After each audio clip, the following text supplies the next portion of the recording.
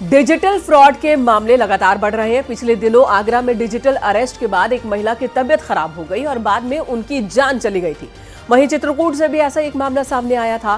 PM Modi ने मन की बात कार्यक्रम के दौरान डिजिटल फ्रॉड को लेकर लोगों को जागरूक किया।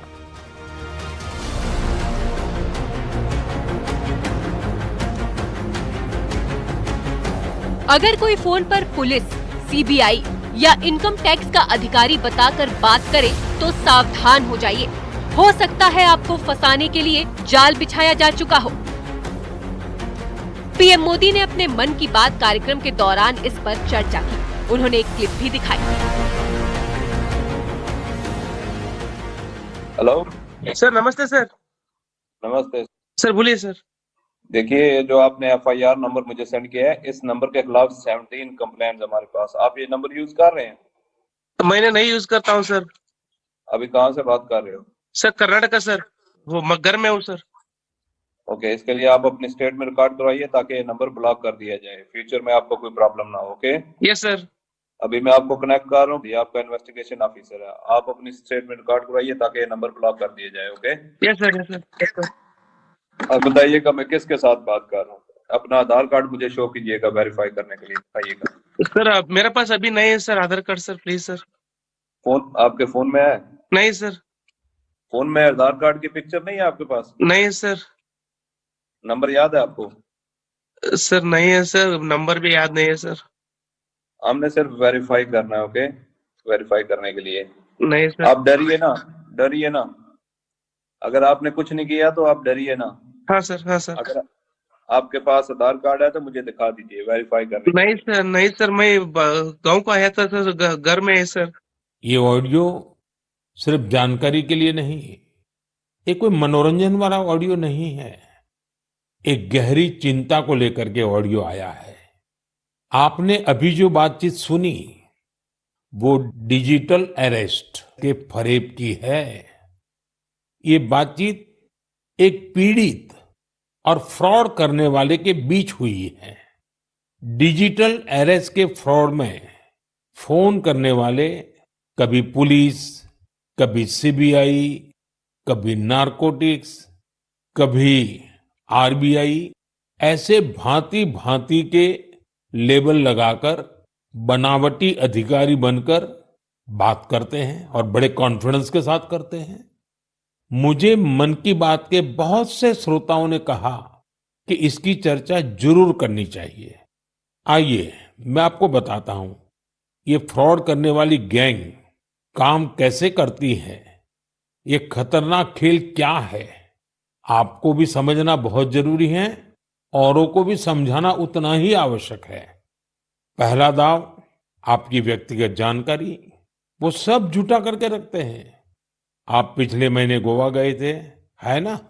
आपकी बेटी दिल्ली में पढ़ती है ना? वे आपके बारे में इतनी जानकारी जुटा कर रखते हैं कि आप दंग रह जाएंगे। दूसरा दाव, वहां का माहौल पैदा करो। वर्दी, सरकारी दफ्तर का सेटअप, कानूनी धाराएं, वो आपको इतना डरा देंगे, फोन पर बातों बातों में आप सोच भी नहीं पाएंगे। और फिर उनका तीसरा दाव शुरू होता है। तीसरा दाव, समय का दबाव। अभी फैसला करना होगा वरना आपको गिरफ्तार करना पड़ेगा। ये लोग पीड़ित पर इतना मनोवैज्ञानिक दबाव बना देते हैं कि वो सहम जाता है। डिजिटल अरेस्ट के शिकार होने वालों में हर वर्ग, हर उम्र के लोग हैं। लोगों ने डर की वजह से अपनी मेहनत से कमाए हुए लाखों रुपए गंवा दिए हैं। कभी भी आपको इस तरह का कोई कॉल आए तो आपको डरना नहीं है। आपको पता होना चाहिए, कोई भी जांच एजेंसी फोन कॉल या वीडियो कॉल पर इस तरह पूछताछ कभी भी नहीं करती। पीएम ने साइबर फ्रॉडों को समाज का दुश्मन बताया। इसके बाद पीएम ने डिजिटल फ्रॉड से निपटने के लिए 3 अहम बातें बताई। रुको, सोचो, एक्शन लो। कॉल आते ही रुको, घबराए नहीं, शांत रहे, जल्दबाजी में कोई कदम न उठाएं, किसी को अपनी व्यक्तिगत जानकारी न दें, संभव हो तो स्क्रीनशॉट लें और रिकॉर्डिंग जरूर करें। एजेंसियों की तरफ से ऐसे फ्रॉड करने वाली हजारों वीडियो कॉलिंग आईडी को ब्लॉक किया गया है। लाखों सिम कार्ड, मोबाइल फोन और बैंक अकाउंट्स को भी ब्लॉक किया गया है। एजेंसियां अपना काम कर रही है, लेकिन डिजिटल अरेस्ट के नाम पर हो रहे स्कैम से बचने के लिए बहुत जरूरी है हर किसी की जागरूकता, हर नागरिक की जागरूकता। जो लोग भी इस तरह के साइबर फ्रॉड का शिकार होते हैं, उन्हें ज्यादा से ज्यादा लोगों को इसके बारे में बताना चाहिए। आप जागरूकता के लिए #सेफ डिजिटल इंडिया का प्रयोग कर सकते हैं। मैं स्कूलों और कॉलेजों को भी कहूंगा कि साइबर स्कैम के खिलाफ मुहिम में छात्रों को भी जोड़ें। साइबर अपराधी बेहद शातिर होते हैं। अगर एक बार आप उनके झांसे में आ गए तो फिर वो आपकी कमाई पर सेंध लगा सकते हैं। लेकिन अगर सावधानी बरती जाए तो ऐसे फरेब से बचा जा सकता है। Bureau report, news 18।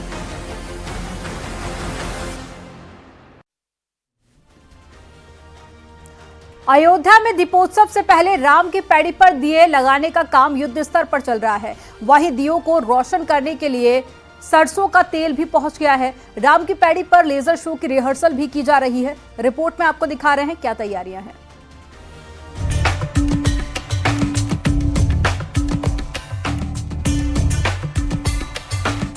अयोध्या आने वाली 30 अक्टूबर को दीपोत्सव से रोशन होगी, लेकिन उससे पहले ही रामनगरी में अलग ही तरह की चमक है। लोगों में भारी उत्साह दिखाई दे रहा है। अयोध्या में इस बार 8वां दीपोत्सव होगा, जो बेहद ही भव्य होने वाला है। दीपोत्सव के बड़े आयोजन में कोई कसर न रह जाए, इसके लिए प्रशासन युद्ध स्तर पर जुटा है। दीपोत्सव के लिए सरयू घाट पर दिए लगाने का काम युद्ध स्तर पर चल रहा है। अवध विश्वविद्यालय के लगभग 30,000 वॉलंटियर 55 घाटों पर दीपक सजा रहे हैं। वहीं दियों में लगने वाले तेल की भी आपूर्ति की जा रही है। करीब 92,000 लीटर तेल की जरूरत पड़ेगी। 30 अक्टूबर को अयोध्या में भव्य दीपोत्सव है, उसको लेकर के घाटों पर दीप बिछाने का कार्य युद्ध स्तर पर चल रहा है। 16 बाई 16 के ब्लॉक हैं।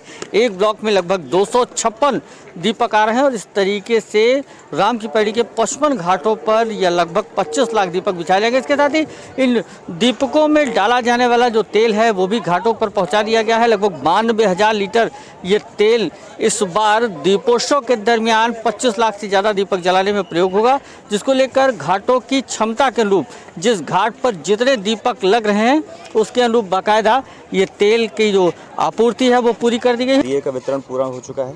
आज जो है प्रातःकाल से ही शुरुआत जो है तेल वितरण की हो चुकी है और ये कार्य आज रात भर चलेगा, कल चलेगा, परसों तक जो है लगभग सामग्रियां हम लोग पहुंचा देंगे ताकि सुचारू रूप से जो है जो दिया बत्ती लगाने का काम है वो 30 तक हो जाए।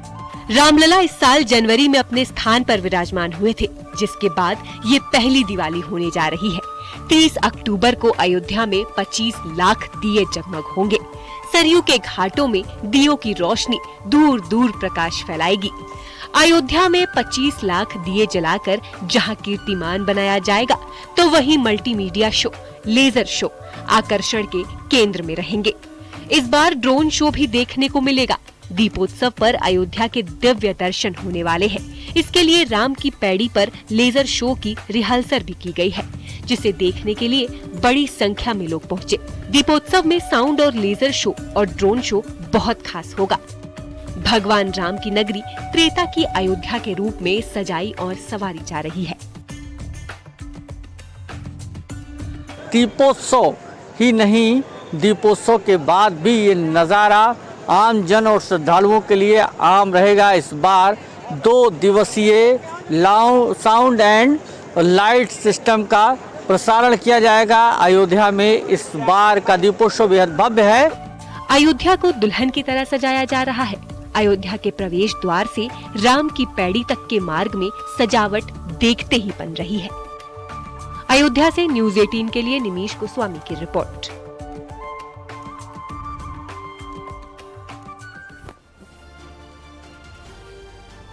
यहाँ रुकेंगे एक छोटे से ब्रेक के लिए। आप देखते रहिए न्यूज़ 18।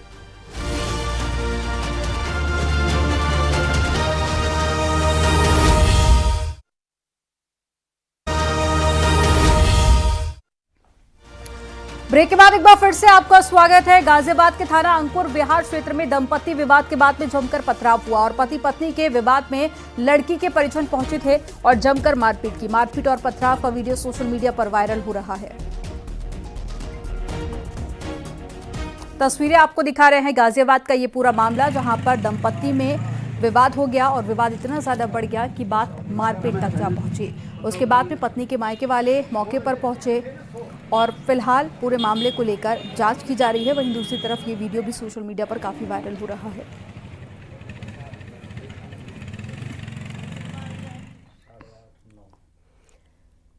यहाँ रुकेंगे एक ब्रेक के लिए। आप देखते रहिए न्यूज़ 18।